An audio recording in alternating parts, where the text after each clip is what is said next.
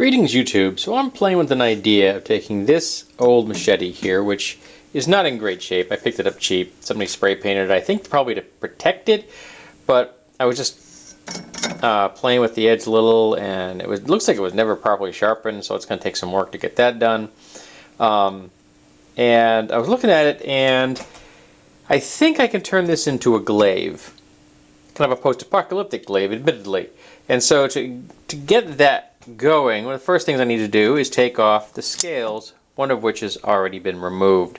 So I'm going to, I've already got one of the washers off here that came off with the scale itself. So I'm going to see if I can get these two off, and if I can, I'm going to try to drive those 3 pins through, which would get the other scale off lickety split. And then I'm going to take a wooden shaft I have, which is hardwood, and I'm going to make a slot, because I think, because the edge doesn't even start, it didn't even originally start to like here. So if I sink this to here, and I've already got 3 holes for locating it, so I'll probably only have to drill 1 hole. I'll probably use 3. I'll probably skip this one. I'll use this one, and I'll drill another one about the same distance up here, and then use those to attach it to the shaft by putting screws all the way through it. That should give me enough strength, and then sharpen this thing prior to mounting it, then very carefully mount it, because I don't want to get myself killed after I've done that, because it's going to be sharp. I think I can make a post-apocalyptic style glaive. Now I'm going to put this nut on the end, this socket on the end, both as a counterweight and as a protection for the end of the wooden shaft, which is just raw wood at this moment. So I'm going to put this on there to help with that, and just use a lag bolt right through there into the wood to hold that in place. And that'll help a little bit of counterweight as well as protection for the end of the wood itself, so it won't get smacked around. And it would also mean that if you really wanted to, you could use the end of the shaft as an impact weapon in and of itself, because this being swung on a 7-foot shaft, which I think was this thing is long, is going to do some damage. So next thing up for me is going to be to see if I can get those 2 washers off, and then see if I can drive those pins through. Alrighty. I do not know how they put those in there. They do not want to come out. And I think it may be more trouble than it's worth to try to drill them out. So I may just drill new holes exactly where I want them. I think I may only use 2. So if I put one here, and then one here, sorry, one there, and one there, I think I'll be okay. And I've taken off the curve. There was a swell right here. That's the word I'm looking for. I took that off, so this is kind of straight. I may want to straighten this out a little bit more. It's not quite the way I want it. I bring this in a little bit, so it's a little bit on a little more parallel to those lines. Because I just eyeballed that. I didn't set up any guide or anything. I just did it by eye. Alrighty, so I think I want to do that next. I'll clean that up a little more.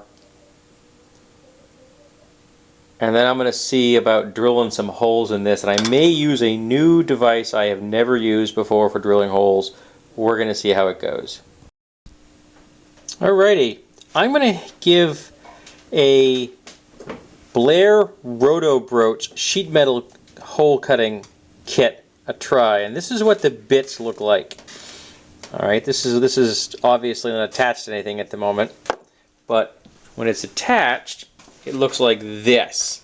So here's the shaft, this is the bit, and this is a retractable spring-loaded guiding pin, and I've got it over the spot where I want to drill the hole.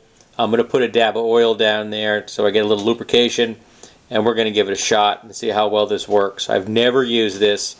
I'm not going to be filming it because I want to have my full attention on what's going on. I would like to be as safe as possible. I've got my safety gear on, so let's give it a shot. Cuts like a dream. This is just beautiful. Nice, clean, crisp hole. No walking, no drifting. Greatly enhanced by the fact that this shaft is nice and thick, and I've got everything, I got this firmly clamped down and everything. But yeah, that was just a thing of beauty. So I'm going to set it up for the second hole, and since now I have a sense of confidence, I'm going to see if I can film that one while holding the camera, because I don't have a tripod down here, believe it or not. Apparently, I never thought I needed a tripod in my shop, so I'm going to have to get a tripod for my shop, because I don't have one. Next time I hit a thrift shop, I guess. Tripods are everywhere if you keep your eyes open. Alrighty, fully bolted down. I hope I am not covering the mic if I'm holding this in my left hand.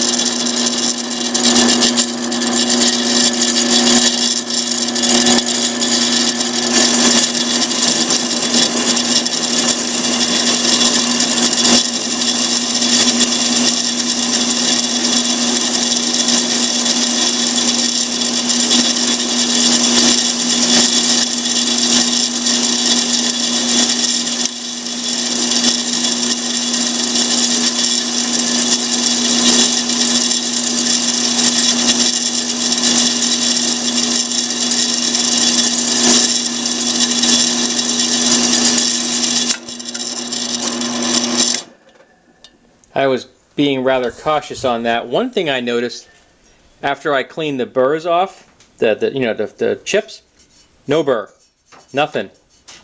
Nice and smooth. That's just really nice. So those are 2 holes I'm going to use for mounting it.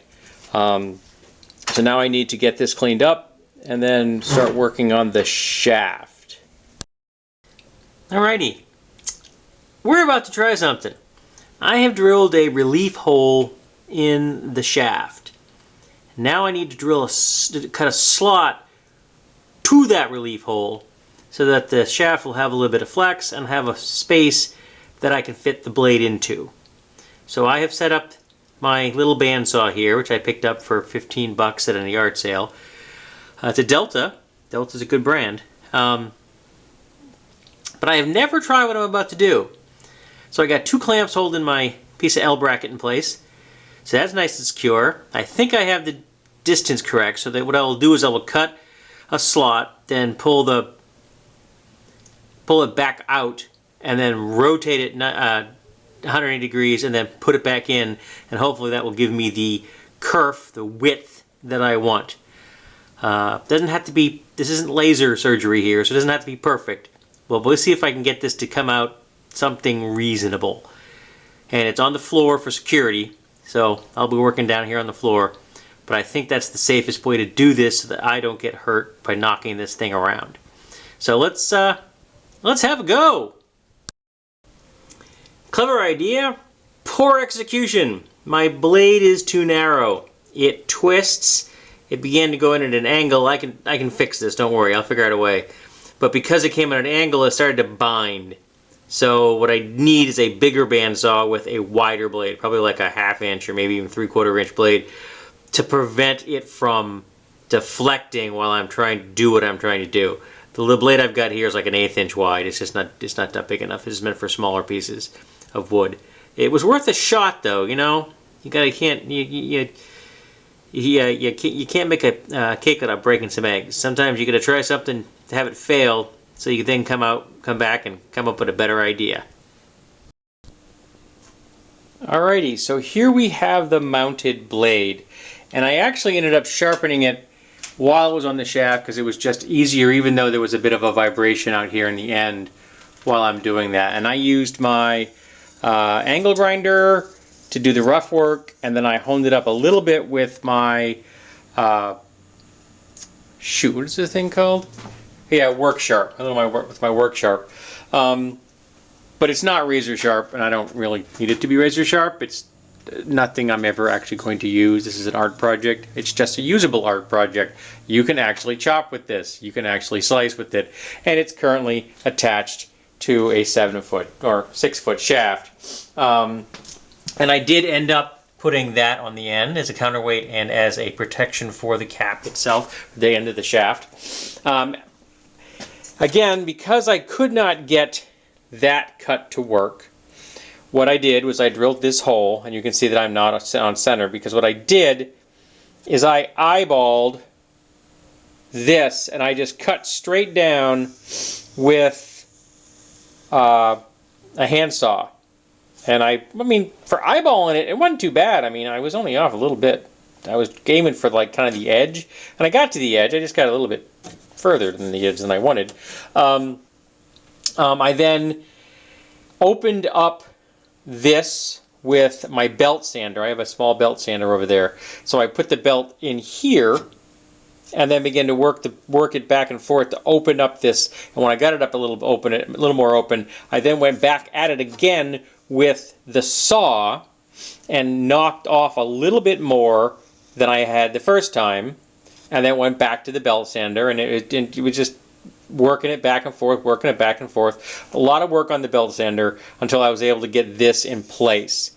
Once I did that, I clamped the blade in the slot with just peeking so I could just see the tops of the holes I had drilled in the blade. So I would just have the crescent. I then used that to line up by eye 2 dots, put 2 marks with an awl, and then I drilled a hole all the way through, actually having clamped this together because I had that slot in there, so I didn't want the wood flopping around, so I clamped it together, and then I drilled a hole all the way through, and then I scrounged up some hardware. This is stuff I just had lying around. Everything that went into this project today is stuff I just had lying around because I am a scavenger, and I scavenge things wherever I go. However I go to a yard sale or a flea market, or like these right here, I picked up this and another one which was also ugly and spray painted. I think they're both from El Salvador.